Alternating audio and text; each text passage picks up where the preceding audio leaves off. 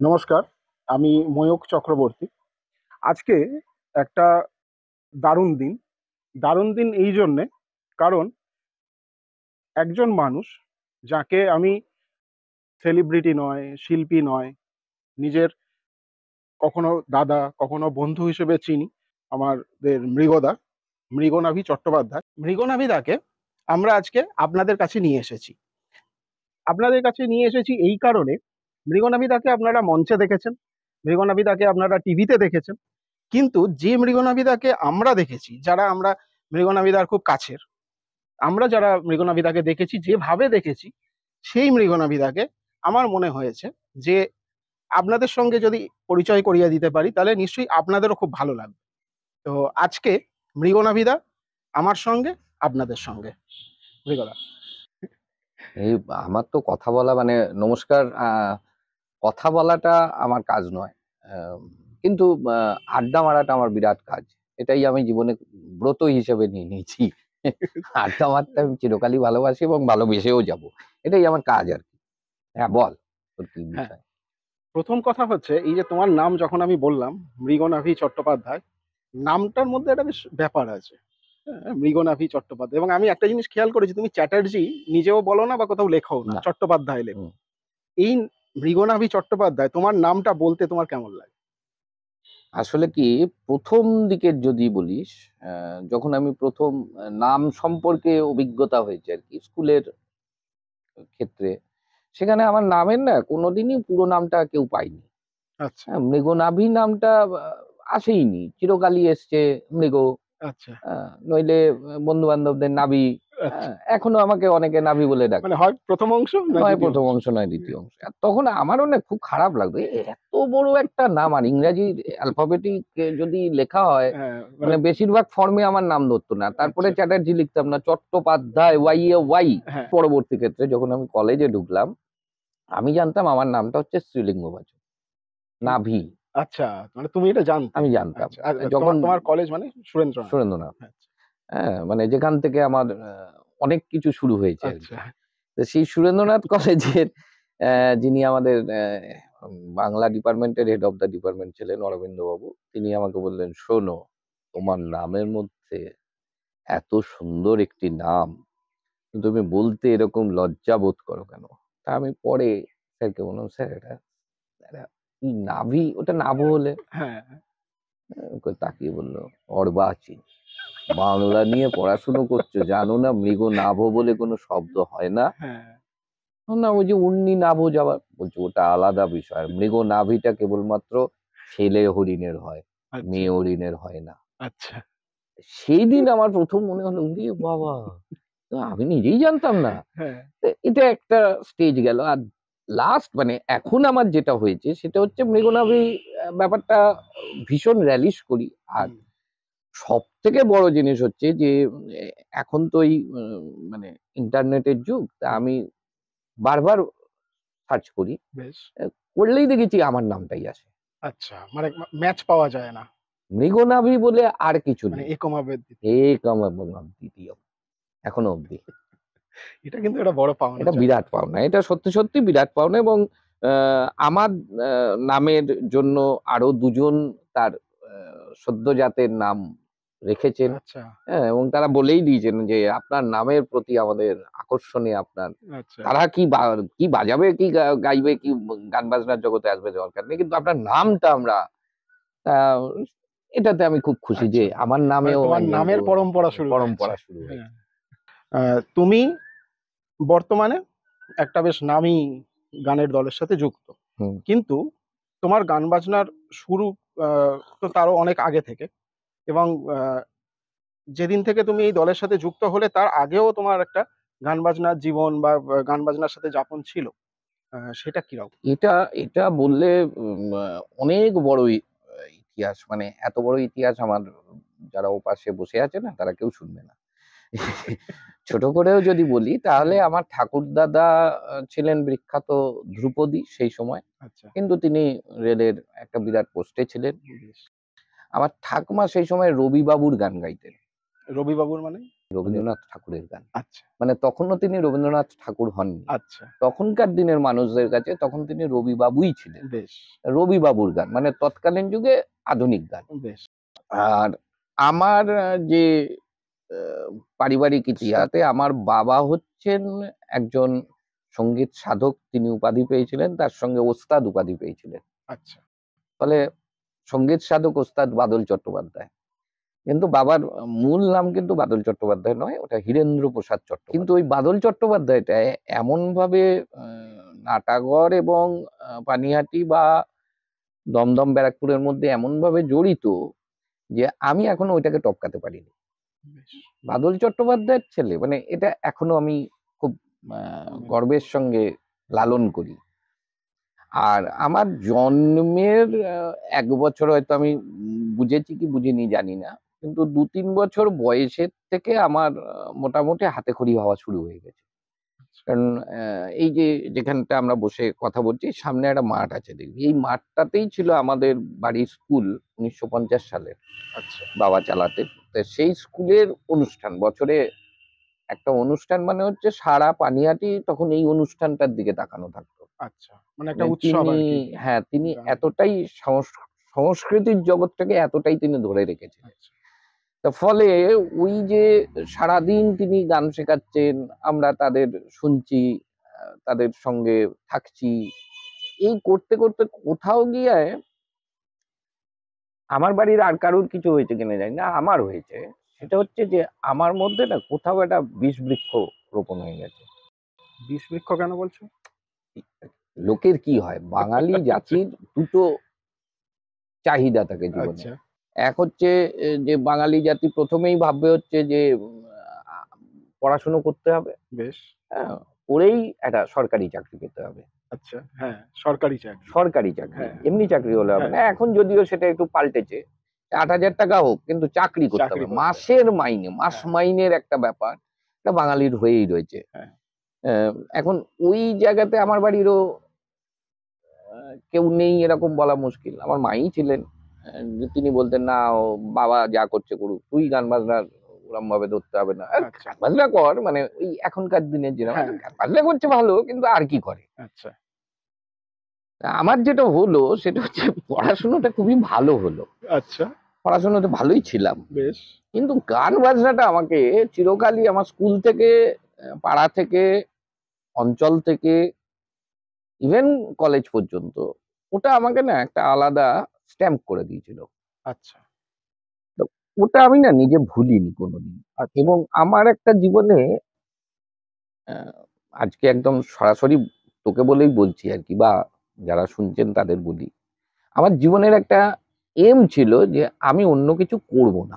আচ্ছা, আর করলেও সেটা খুব সেলফ ওরিয়েন্টেড মানে সেটা একটা ব্যবসা হতে পারে। আচ্ছা, কিন্তু সেখানে আমি আমার মতন করে ব্যবসা করব। বুঝেছি। মানে যেটাই হবে সিদ্ধান্ত নেওয়াটা আমার হাতে। আমার হাতে ১ নম্বর, ২ নম্বর হচ্ছে ছুটি ছাটা বা যা কিছুই হ্যাঁ, বা যা ইনকাম হলো কি আ লোকসান হলো সবটাই আমার। মানে কোনো কৈফিয়ত দেওয়ার জায়গা আমার থাকবে কোনো না। কৈফিয়ত আমি কাউকে দেব হুম, না। এটা আমার চিরকালই ছিল। হুম, এবং সেই করতে গিয়ে আমার প্রেমের সময়ের একটি ঘটনা ঘটে এবং সেটাই দুর্ঘটনা আরকি। আচ্ছা, যে আমি রেলওয়ের একটা পরীক্ষা দেওয়ার জন্য পুরোপুরি প্রস্তুত হয়ে গেছিলাম। বেশ, এবং আমি ধারণা মানে আমার আজকের দিনে দাঁড়িয়ে আমি আমার বয়সের থেকে বলছি যে সেই সময় আমি যেভাবে তৈরি হয়েছিলাম তাতে পরীক্ষাটা দিলে মানে যদি সঠিকভাবে হতো হ্যাঁ, তাহলে আমাকে কেউ আটকাতে পারত না। আচ্ছা, মানে পরীক্ষাটা এরকম ভালো হয়েছিল। এত ভালো দিতে পারতাম। আচ্ছা, আচ্ছা। এবার তোর প্রশ্ন হচ্ছে তাহলে দিলে না পারলে না কেন? কেন? আমি পরীক্ষা দেব, সব ঠিকঠাক হয়ে গেল, সব অ্যাডমিট এসে গেল। আমি পরীক্ষা দেব সব একদম রেডি আমি। বেশ, বাড়িতে খাওয়া-দাওয়া করে সকালবেলা মা একেবারে দইয়ের টিপ-টিপ লাগিয়ে দিল। আমি তো বেরিয়ে পড়েছি। দেখছি আমার বাবা বাড়িতে নেই। আচ্ছা, ঘরে নেই আরকি। বাবা বাইরে তো যেত না তুই জানিসই। আমি মাকে বললাম, "বাবা কোথায়?" "কি জানি এখানেই তো ছিল।" আমি বেরিয়ে যাচ্ছি যখন ওই গলির মুখটাতে বাবা দেখছি দাঁড়িয়ে, দাঁড়িয়ে একটি বিড়ির শুকো টান দিচ্ছেন। তা আমি গিয়ে নমস্কার করছি। এটা আমাদের অভ্যাস হ্যাঁ, চিরকালই। আমি নমস্কার করে যাচ্ছি। বাবা নমস্কার করার পর বলল, "কি হলো? হঠাৎ নমস্কার করছিস?" আমি বললাম, "আমি যে পরীক্ষা দিতে যাব।" "ও কেরানি হবি? যা।" ভালো করে দিস। এই কেরানি হবি শব্দটা সোদপুর স্টেশন অব্দি আমাকে তাড়া করেছে। তারপর যেটা হলো, আমার যাওয়ার কথা ছিল দমদমে, হ্যাঁ, আমি উল্টো ট্রেন ধরে চলে গেলাম হালিশহরে। আচ্ছা, সেখানে গিয়ে সারাদিন আমি হালিশহর মন্দিরে আমি প্রচুর যেতাম। আচ্ছা। সেখানে গিয়ে সারাদিন কাটিয়ে বকটক খেয়ে সন্ধ্যেবেলা সুন্দর আরতি ফারতি হয়ে গান বাজনা করে আমি যখন ব্যাক করে এলাম, সবাই ভাবছে পরীক্ষা, মানে এত পরীক্ষা দিচ্ছে আর কি। এসে বললাম অসাধারণ পরীক্ষা হয়েছে, কেউ বাধা দিতে পারবে না। সত্যি সত্যি যা প্রশ্ন মানে পরে হ্যাঁ, দেখলাম যে ওই প্রশ্নের সবটারই উত্তর আমার জানা, জানা ছিল। কিন্তু ওই কেরানি হবি মানে ওই কথাটা তোমাকে সারাক্ষণ মাথার মধ্যে এবং ঘুরতে শুরু ওই করেছে। কেরানিটা সত্যি আজকে হয়নি বলে হুম, হয়তো আমার মতন একজন ক্ষুদ্র মানুষ প্রায় 8টা দেশ তো দেখে ফেললাম। ভারতীয় সংস্কৃতিকে তো 8টা দেশে পৌঁছে দিলাম। হুম। এইটা আহ, এটা এটা এটা সত্যি বড় সত্যি পাওনা তোমার, বিরাট পাওনা। তোমার একটা বড় মানে পাওনা। এটা আমার মনে হয় রাজ্যপাল রাষ্ট্রপতি হলেও আমি এটা পারতাম না। হুম, হয়তো একটা দেশের প্রতিনিধিত্ব করতাম, কিন্তু সেখানকার সংস্কৃতিকে পৌঁছে দেওয়া এটা রাজ্যপাল রাষ্ট্রপতিও পারেন না। ঠিক। আমি হিসাব করে দেখলাম যে আমি প্রায় 40 বছর শুধু মঞ্চে আছি। আচ্ছা, 40 ইয়ার্স মঞ্চে মঞ্চে কেটে গেছে আমার 40টা 40 বছর। বছর। এবং এটার একটা যদি অঙ্ক কষা যায় তাহলে তার মধ্যে মানে 24 ঘন্টায় একদিন এই হিসাব করে যদি তুই 50 বছরের হিসাব ধরিস, তাহলে মুশকিলটা হচ্ছে যে আমি 30 বছর শুধু গাড়িতে ছিলাম। মানে মঞ্চ থেকে মঞ্চ ট্রাভেল করেছো আর কি। আচ্ছা, আর যে 20 বছরের মধ্যে আমার ধারণা 10 বছর আমি মঞ্চে ছিলাম, আচ্ছা। আর 10 বছর হচ্ছে সংসারে ছিলে। না, এদার ওদার করে কাটিয়ে ফেলেছি। কখনো হোটেল, কখনো সংসার, কখনো বাজার, কখনোই, মানে ওটার টাইম তো খুব কম, হ্যাঁ, শর্ট টাইম তো। হ্যাঁ, হ্যাঁ, হ্যাঁ। হ্যাঁ, একটা কথা বলো, এই যে তুমি 10 বছর মঞ্চে কাটালে, 30 বছর গাড়িতে কাটালে, আর 10 বছর তুমি হোটেল এবং সংসারে কাটালে। তা এই 10 বছর হোটেল এবং সংসারের মধ্যে তাও ভাগাভাগি হলো। সংসার থেকে অভাব, অভিযোগ, ক্ষোভ এগুলো কিরকম? ইমা শোন, অভিযোগ ওটা একটা রোগ। এটা তো এটা অসাধারণ ভাবে বলে গেছেন। অভিযোগ ওটা তো একটা রোগ। তার রোগ এটা থাকবেই, থাকবেই। এবং যতক্ষণ না থাকবে ততক্ষণ তুমি বুঝবে না তুমি সংসার করছো। তা সুতরাং ওই অভিযোগ না থাকা মানেই হচ্ছে এটার একটা অসাধারণ কথা বলে গেছেন লালন, যে যেদিন নিঃশব্দ শব্দেরে খাবে, হ্যাঁ, ভালো করে বুঝবে, যেদিন নিঃশব্দ হ্যাঁ, শব্দেরে খাবে হ্যাঁ। ভবের খেলা সাঙ্গ হবে। তো এই অভিযোগ বা অভিমান, এগুলো না থাকলে ঠিক। সংসারে আছি মনে হয় না। এখনো কি আগের মতোই আছো, নাকি অনেকখানি বদলে বদলে গেছো? গেছে। খুব জানতে ইচ্ছে করে। বেশ। আচ্ছা, আর তুমি যে বললে যে তুমি ৮ টা দেশে ভারতীয় সংস্কৃতিকে পৌঁছে দিয়েছো। এইটা তো তুমি এখন দিতে পেরেছো। কিন্তু এই দিতে পারার পেছনের যে জার্নিটা সেটা কি খুব স্মুথ? এটা স্মুথ তো কোনোদিনই হয় না। ভারতবর্ষে যেটা আছে সেটা হচ্ছে যে তুমি শিল্পী, মানে অ্যাজ পার শিল্পী, শিল্পী বলতে আমি বলতে চাইছি মিউজিশিয়ান। যে কোনো মিউজিশিয়ান, মিউজিশিয়ান মানে শুধু বাদ্যযন্ত্র বাজায় এটা নয়, গায়ক গায়িকাদের কথা নিয়ে বলছি। তুমি হচ্ছে একজন এন্টারটেনার। তুমি যতক্ষণ মানুষকে এন্টারটেন করছো ততক্ষণ মানুষ তোমাকে তার বিনিময় দেবে। বেশ। যখনই তুমি এন্টারটেন থেকে সরে যাচ্ছ তখন কিন্তু মানুষ মনে রাখবে কিনা সেটা মানুষের দায়িত্ব। আচ্ছা। আজকে মান্না দে জন্মদিন মৃত্যুদিন অনেকের মনে নেই, হুম, আজকে কিশোর কুমারের জন্মদিন মৃত্যুদিন অনেকের মনে নেই, আজকে রবি ঠাকুরের জন্মদিন নিয়েই লোকের বিভিন্ন ধরনের সমস্যা তৈরি হয়। 22শে শ্রাবণ কি, কেন, হুম। আজকের বাচ্চাদের জিজ্ঞেস করলে বলে দেবে হয়তো, কারণ তাকে তো ওই জিনিসটা জানানো হয় না। রবীন্দ্রনাথ আমাদের কাছে এন্টারটেন হয়ে গেছেন, নজরুল ইসলাম এন্টারটেন হয়ে গেছেন। এই জায়গায় দাঁড়িয়ে আমার যে জার্নিটা ছিল সেটা একটু অন্যরকম। সেটা হচ্ছে আমার একটা বিপ্লব ছিল। আচ্ছা। এই বিপ্লব, আমি আসলে একটু তো জানিসই ভুলভাল বলবো। না, না। হ্যাঁ, বিপ্লব শব্দটার কারণ এটা বলছি যে আজকে যে বাদ্যযন্ত্রগুলোকে নিয়ে আমি সংসার করি, হুম। আমার সন্তানের মতন এরা আমার সঙ্গে থাকে। আমি কিন্তু তবলা আমার প্রথম সন্তান, তারপরে বাংলা ঢোল আমার দ্বিতীয় সন্তান, তারপরে তো একটা একটা করে বেড়েছে সন্তান। আমার কাছে একটাই টার্গেট ছিল, সেটা অর্থ নয়। আচ্ছা।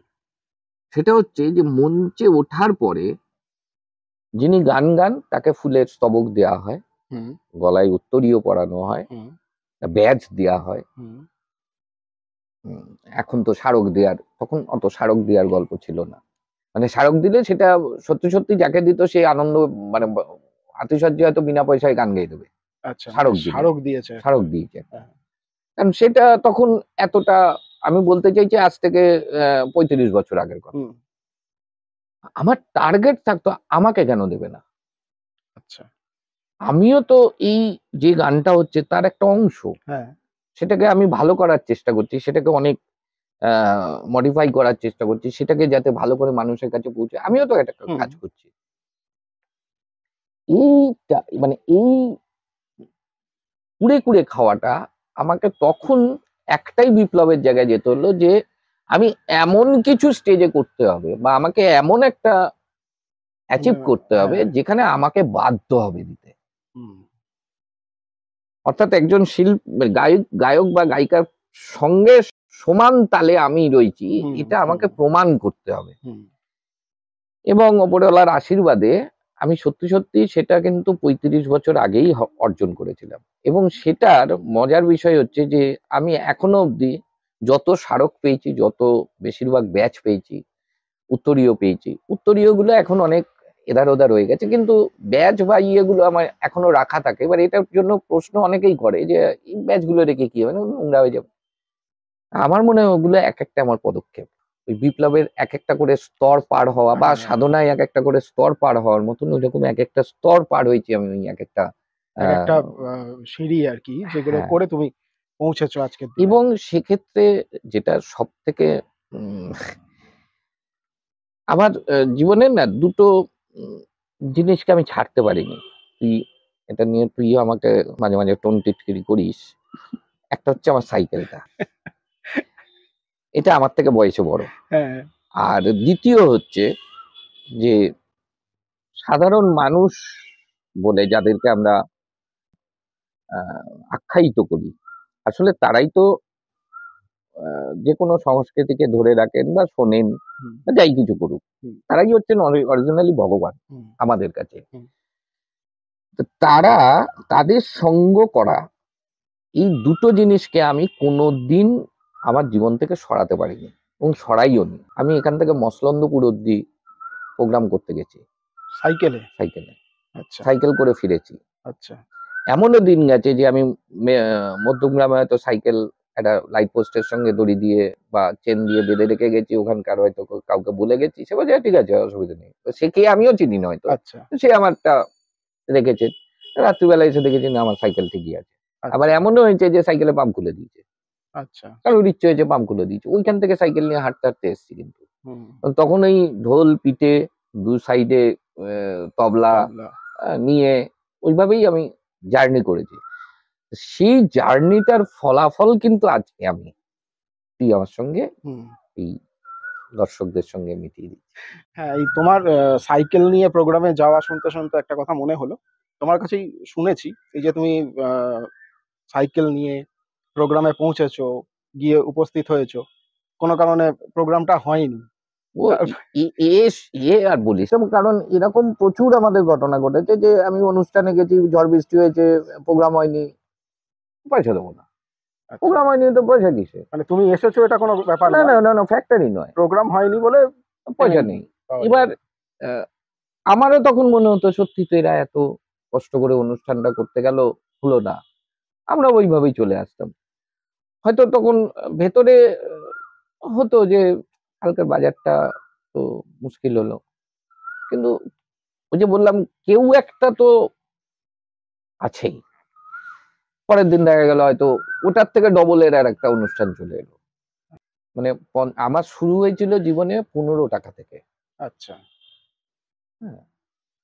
তা এই যে 15 টাকা সেটা কিন্তু ভাগাভাগি হয়ে, মানে 15 টাকার অনুষ্ঠান।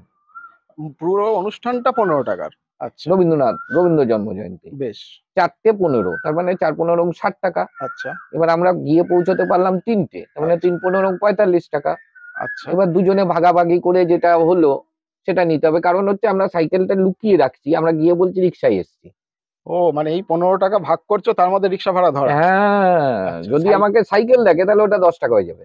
আচ্ছা, তার মানে আমরা যে পড়েছিলাম যে আরেকটি সে তবলা বাজায় যাত্রা দলে 5 টাকা 5 টাকা পায়, তার পায়। মানে উনি যখন লিখেছিলেন হ্যাঁ, তখন হয়তো একদম সত্যিই সত্যিই তাই, এটাই ছিল একদমই অ্যাকচুয়ালি। তাই। কারণ আমি সুকুমার রায়কে চিরকালই সম্মান করি এই একটাই জায়গা থেকে, যে উনি না, ওনার কথাগুলো হয়তো বাচ্চাদের জন্য বলি আমরা, আসলে একটা কথাও বাচ্চাদের জন্য না। হুম, এই এই পয়সা কড়ির লেনদেনের যে গল্প আমাদের, সেটা ভয়ঙ্কর ভয়ঙ্কর আমার কাছে আছে। প্রচুর প্রথিতযশা শিল্পী অনুষ্ঠান করিয়ে পয়সা দেয়নি।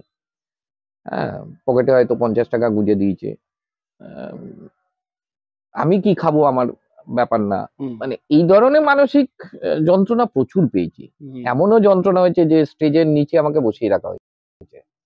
আচ্ছা, মানে আমার অনুষ্ঠান তবলা চলছে। অন্য লোক বাজাচ্ছে, আচ্ছা, তিনি আমার থেকে নাম করা, ফলে আচ্ছা, তিনি বাজাচ্ছেন আমার তবলা, আমি বসে আছি নিচে। আচ্ছা, অনুষ্ঠান শেষের পরে আমার তবলাটা দিয়ে দিল, আমি তবলা নিয়ে বাড়ি চলে এলাম। আচ্ছা। এমন ঘটনাও ঘটেছে। জীবনে এই ওঠাপড়াটা না থাকলে আজকে হয়তো আমি এই যে বললি মৃগনাভি চট্টোপাধ্যায়, এই নামটা মানুষের কাছে হয়তো পৌঁছতো না। পৌঁছাতো না। আচ্ছা, এইগুলো যখন তোমার সঙ্গে ঘটছে, তোমার কি কোথাও মনে হয় যে এগুলোই মানে তোমার সঙ্গীত জীবনের একটা, একটা করে ইট তৈরি করে দিচ্ছে? ইট না, পিলার। পিলার। পিলার, মানে ইট নয়, এগুলো পিলার। কেন পিলার বলছি? কারণ এই যে মানুষগুলোকে আমি দেখেছি, চিনেছি, তাদের সঙ্গে কিন্তু আজকের দিনে দাঁড়িয়েও আমি কিন্তু ভালো সম্পর্ক রাখতে পেরেছি। হুম, আমি যদি এটাকে আহ, আমার জীবনের খুব নেগেটিভ দিক ধরতাম, এগুলো হয়েছে আমার সঙ্গে, আমি তার ওর সঙ্গে যুক্ত করব, তাহলে আজকে আমি কিন্তু এই জায়গায় পৌঁছতে পারতাম না। হুম। আমারও মাথায় থাকতো যে ওকে ঠকাবো, ওকে ওর থেকে বেশি পয়সা নিয়ে নেবো, ওকে ও ওর যা কাজ তার থেকে বেশি পয়সা নিয়ে আমি কাজ করব। মানে এটা আমার মধ্যেও হতো।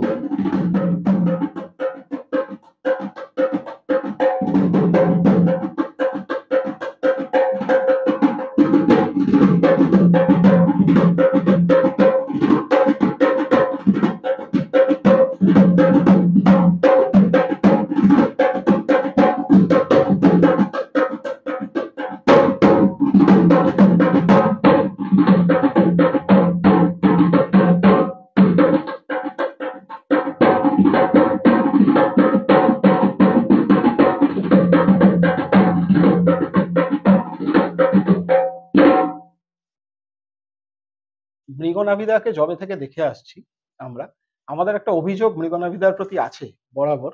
সেটা হচ্ছে মৃগনাভিদা দাতা কর্ণের মতো সমস্ত কিছু দান করতে বিশ্বাসী। মৃগনাভিদার কাছে আমরা এরকম অনেক প্রাচীন নথি দেখেছি, প্রচুর ম্যানুস্ক্রিপ্ট দেখেছি, গানের খাতা, অনেকের গানের খাতা যেগুলো সত্যিই দুষ্প্রাপ্য। কিন্তু মৃগনাভিদা অবলীলায় কেউ যখন এসে চেয়েছে মৃগনাভিদা, তাকে দিয়ে দিয়েছে। হয়তো সেগুলো সবার ফেরতও আসেনি। এখনো কি এই অভ্যেসটা আছে? না, ওই অভ্যেসটা বন্ধ করে দিয়েছি। হুম। এখন যেটা বলেছি যে হ্যাঁ, আমি অকাতরে দান করব, কিন্তু আমার এখানে এসে নিয়ে যাও। মানে এখানে এসে পড়ে এখানে বা লিখে বসে নিয়ে যাও। পড়ো, লেখো, যা খুশি করো, কিন্তু এখানেই করতে হবে। একটা আমার বাবা উম, সঙ্গীত সাধক ওস্তাদ বাদল চট্টোপাধ্যায়ের খুব স্বপ্ন ছিল যে একটা সঙ্গীতের, শুধু সঙ্গীত নিয়ে একটা লাইব্রেরি হবে, আচ্ছা। এবং সেটার প্রায় 6 লাখ টাকার মতন পুঁথি থেকে শুরু করে সবই আমি জোগাড় করেছি, এটা তুই তো জানিসও। তা সেগুলো মোটামুটি একটা জায়গায় জড়ো করা হচ্ছে। এবং আগে যেটা ছিল যে আমি আগে দিয়ে দিতাম অকাতরে হ্যাঁ, দান, আমি হ্যাঁ। দেখলাম এটা করে লাভ নেই। আপাতত আমি সবাইকে দেখাতে পারবো না। কাজ চলছে বঙ্গীয় সঙ্গীত রিসার্চ ইনস্টিটিউট, আচ্ছা, এটা পাল্টে নামটা পাল্টেছে আর কি। আচ্ছা। গান বাজনার জগতের আজকের জগৎ এবং 40 বছর আগের জগৎ তো অনেকটা পরিবর্তন, তো এবং প্রযুক্তিগতভাবে পরিবর্তন।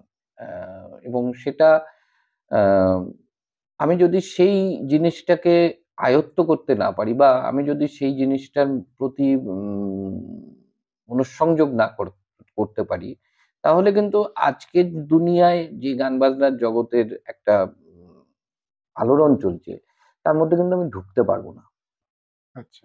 কিন্তু তার জন্য যে প্রসেস গুলো বা প্রসিডিওর গুলো মেনটেন করা উচিত, সেগুলোর মধ্যে তারা থাকে না। আচ্ছা। থাকে না পেছনে কারণ হচ্ছে একটাই, সেটা হচ্ছে তাদেরকে সেই জিনিসগুলোকে কেউ এগিয়ে দিচ্ছে না। বেশ। ধরো গানের ওয়ার্কশপ হয়, হুম। ভেরি গুড, গান শিখছে, গানের ইতিহাস শুনছে, খুব ভালো, কিন্তু সেটা একদিনের। হ্যাঁ। ধরা যাক কীর্তনের ওয়ার্কশপ হচ্ছে, হুম। লেখা রয়েছে কিন্তু কর্মশালা। হুম। তার মানে কর্মশালা মানে আমি কীর্তন সম্পর্কে পরিপূর্ণ একটা জ্ঞান নেওয়ার জন্য যাচ্ছি, কিন্তু সেটা তো 4 ঘন্টা। 4 ঘন্টার কীর্তনে কি জ্ঞান দেবে? তার মানে ওটা বলা হচ্ছে সেমিনার, অথবা তোমার সঙ্গে পরিচয় ঘটানো।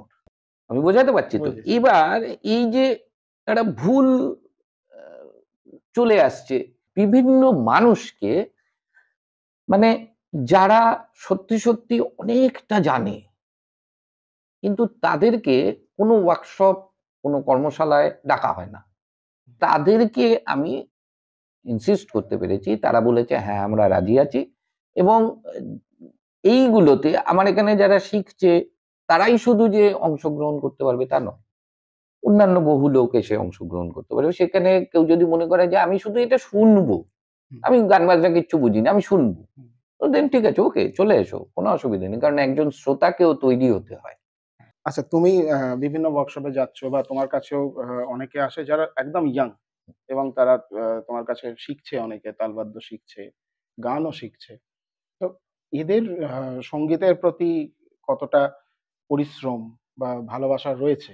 তুমি যেমন সেটা প্রথমত প্রথমত দেখ, ইয়ং জেনারেশনকে মোটিভেট করা, এটা একটা বড় ও বিষয়। এবং তার পরিবার যদি তার পেছনে ঠিকভাবে মোটিভেট না করে যে আচ্ছা তুমি গান বাজনা করছো, এটাই করো, এই বোধটা তো আমাদের মধ্যে নেই। হ্যাঁ, মানে কিছুদিন বাদেই বলবে কই রে, এখান থেকে তো কোনো ইনকাম নেই, হুম। সুতরাং এটা ছেড়ে দে বাবা, তুই কিছু একটা কর। তো এটা অস্বাভাবিক কিছু আমি বলছি না, এটা স্বাভাবিক।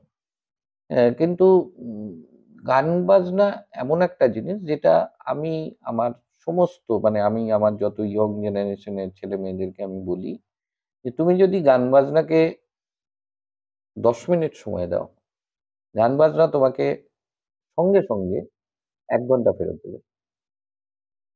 সঙ্গে, সঙ্গে? সঙ্গে সঙ্গে। যেমন? যেমন ধর আমি একটা জিনিস, এটা শুধু বাজিয়ে গেলাম, এটা বাজানোর পরে এই শুধু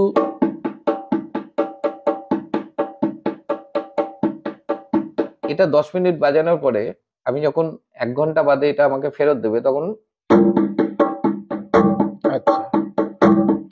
তখন আপনার তো মানে ইয়ারটা চলানোর মাথাটা খুলে যাবে। হুম। তাহলে এটা যদি 10 মিনিটে আমাকে সে 1 ঘন্টার জিনিস ফেরত দিয়ে দিতে পারে, তাহলে আমি যদি একে 1 ঘন্টা সময় দিই, সে আমাকে কত দেবে? তাহলে আমি যদি প্রত্যেকদিন 1 ঘন্টা করে একে সময় দিই, হুম। সে আমায় কিছু না কিছু ফেরত দেবেই। এবার বিষয়টা হচ্ছে আমি কতটা প্রডিউস করতে পারছি। হুম। কারণ দেখা গেল যে একজন তালবাদ্যের লোক, সে তালবাদ্য বাজিয়েই যাচ্ছে, বাজিয়েই যাচ্ছে, কারোর সঙ্গে সঙ্গত করবার মতন মানসিক জায়গা তার নেই। হুম। তাহলে তার উচিত হচ্ছে এককভাবেই বাজনাটাকে বাজানো। আচ্ছা।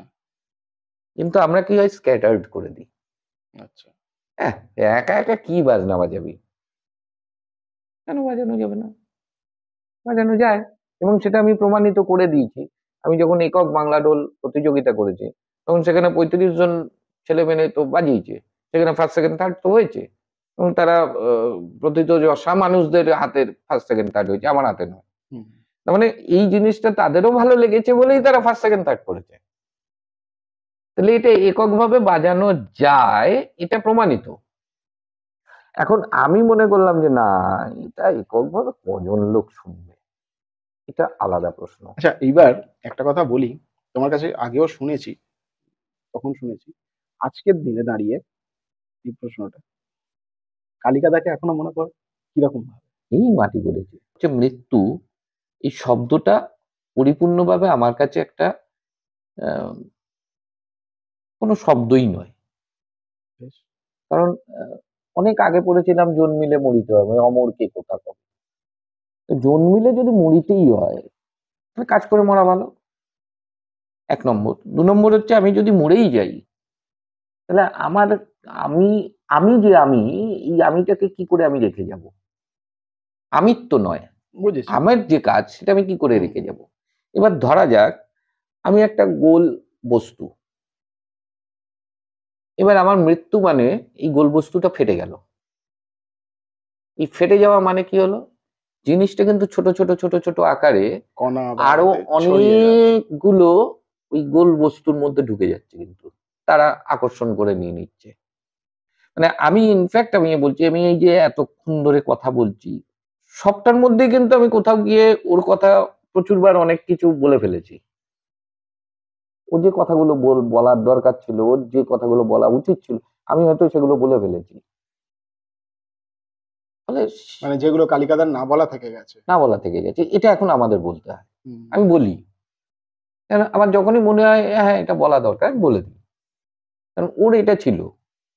তার মানে ওর কোথাও ওই স্পার্কটা হয়তো আমার ভেতরে ঢুকেছে। কেউ কালিকা প্রসাদ হতে পারবে না পৃথিবীতে। বাবা, সংসারে বাবা একজনই হয়, আর তার মৃত্যুর পরে তার ছেলেরা তার তার যে রুট মানে রুট সেটাকে মেনটেন করে চলে। আমরা সেটাই করি, কালিকা প্রসাদই রয়ে গেছে, তার জায়গা, তার কাজ। আমরা শুধুমাত্র ডিভাইড এন্ড মানে একটু ভাগাভাগি করে নিয়ে এগিয়ে সেইভাবে যাচ্ছি এগিয়ে সবাই যাচ্ছি। মিলে। ও সঙ্গে আমাদের সঙ্গে অগোচরে থেকে এগোচ্ছে, আর কিছুই না। তার মানে তুমি বলবে যে কালিকাদা, মানে আমি বলবো বেটার এটা বলা ভালো যে কালিকাদা শরীরে নেই এই সময়। দোহার তফাৎ কিছু হয়েছে না? কিছুই হয়নি। আমি একদম পরিষ্কার বলি, আমাদের কমান্ডো বাহিনী সকালবেলা ঘুম থেকে মানে যখন হয়তো পাখি পক্ষীও জাগে না আমরা তখন ট্রেনে উঠে যাচ্ছি, আবার যখন পাখি পক্ষী ঘুমোতে যাচ্ছে আমরা তখন হয়তো রাত্রিবেলা বাড়ি ফিরছি। তা সুতরাং আমরা কমান্ডোর মতন চলি। ও আজকে এখানে খেতে পেয়েছি, ভালো পেয়েছি, ঠিক আছে, পরের দিন আর একটা জায়গায় গিয়ে মুড়ি আর চানাচুর খাচ্ছি, ঠিক আছে, কোনো ব্যাপার নেই। এই বোধটা আমাদের যতদিন থাকবে ততদিন অবধি কিন্তু দুহারের লংজিভিটি। যেদিনই মনে হবে যে না ভাই আমি রাত্রিবেলা তো আমি স্যুপ ছাড়া খাই না, সেদিনই লংজিভিটি আস্তে আস্তে কমতে থাকবে। এবং এটা আমাদের আর কমবে না, কারণ এটা একটা এটা বয়স একটা থাকে, পরিবার হয়ে গেছে মানে তোমরা। এটার একটা বয়স থাকে। সুতরাং দোহার তোহারের জায়গায় একদম সুন্দরভাবে রয়েছে এবং সুন্দরভাবে চলছে। চলছে। 2 নম্বর। 3 নম্বর হচ্ছে দোহারের যেটা সব থেকে বড় কাজ হয়ে গেছে সেটা হচ্ছে ইয়ং জেনারেশন হুম। এবং বাংলা সংস্কৃতিকে একটা জায়গায় ধরে রাখার মানে আপ্রাণ চেষ্টা বলা যেতে পারে, এবং সেটাতে সফলতার সঙ্গে চেষ্টা। একটা বিষয় আমি, যারা আমরা মৃগনাভিদাকে খুব কাছ থেকে জানি, আমরা এটা মৃগদার কাছে আমাদের আবদার থাকে যে গান শুনবো। তার কারণ মৃগদা অত্যন্ত ভালো গান শোনায় আমাদের, এবং গানের দখল আপনারা শুনলে বুঝতে পারবেন যে কিরকম আহ, গানের দখল মৃগদার রয়েছে। আমার মনে হয় আপনাদেরও যথেষ্ট ভালো লাগবে। ওর কথা ধরে বলি, আমি আসলে গান গাই না, আমি গান বলি। মহাত্মা লালনের একটি পদ বলার চেষ্টা করছি।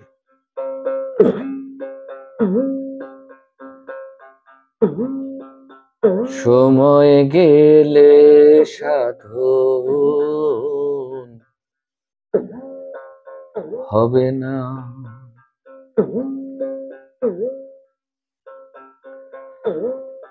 দিন থাকতে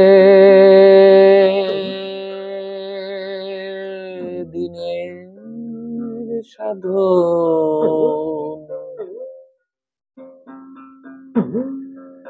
কেন করলে না মন?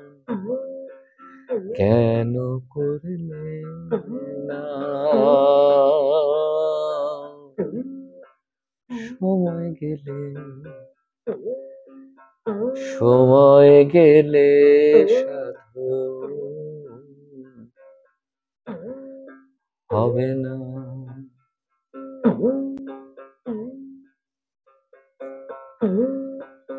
জানো না মন খালে বিলে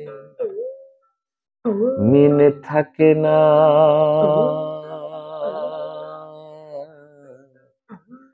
জল শুকালে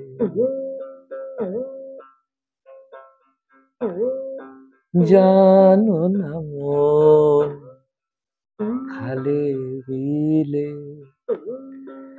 মিনে থাকে না,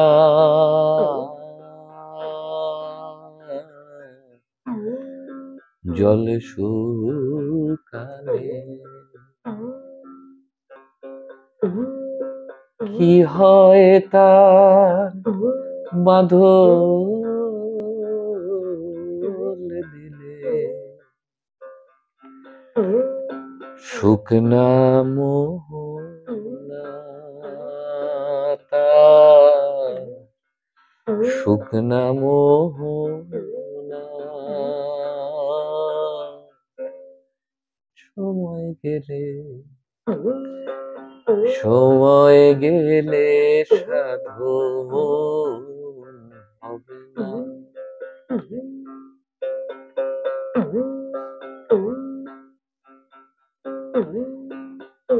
অমাবস্যায় পূর্ণিমা মহাযোগে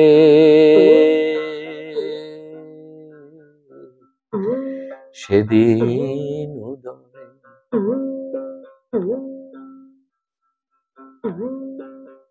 অমাবস্যায় পূর্ণিমা মহাযোগে সেদিন উদয়